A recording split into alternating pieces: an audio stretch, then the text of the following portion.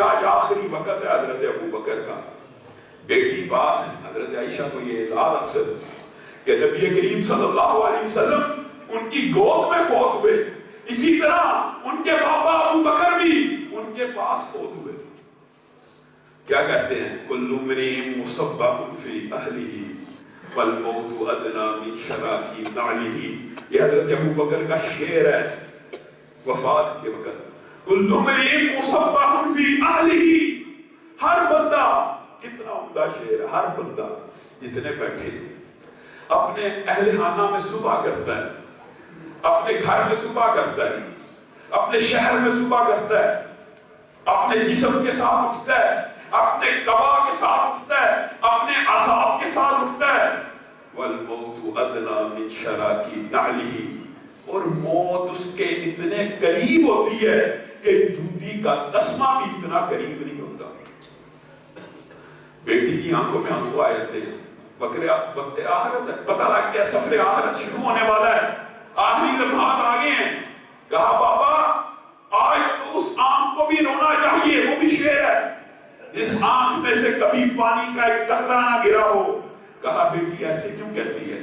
وَجَاءَتْ سَكْرَةُ الْمَوْتِ بِالْحَقِّ، حضرت ابو بکر حالت ندا میں تلاوت کر رہے قرآن کی، وَجَاءَتْ سَكْرَةُ الْمَوْتِ بِالْحَقِّ ذَلِكَ مَا كُنْتَ مِنْهُ تَحِيدُ، بیٹی یہ کیوں نہیں کہتی کہ موت کی وہ گھاٹی آ گئی ہے، موت کا وہ لمحہ آ گیا ہے جس سے ہر بندہ دنیا میں بھاگتا ہے۔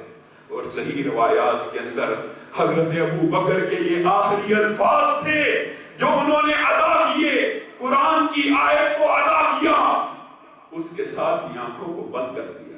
حضرت عائشہ کہتی ہے اس کے بعد میرے بابا نے اپنے منہ سے کوئی لفظ نہیں نکالا، ہاں بیماری میں سلمان فارسی کو بلایا تھا، سلمان فارسی نے کہا حضرت ابو بکر کی خواہش تھی میں پیر کے دن فوت ہو جاؤں۔ پیر کی صبح ہوئی، کہا عائشہ جب یہ کریم پیر کو فوت ہوئے تھے مجھے لگتا ہے میں بھی آج فوت ہو جاؤں گا، لیکن اللہ رب العزت نے کچھ لمحات زندگی کے اور دیے، منگل کی صبح صبح فوت ہوتے، لیکن پیر کے دن صحابہ کو بلا رہے، آخری وقت حضرت سلمان فارسی کو بلایا، سلمان تجھے ایک نصیحت کرنا چاہتا ہوں، بلکہ وصیت کرنا چاہتا ہوں۔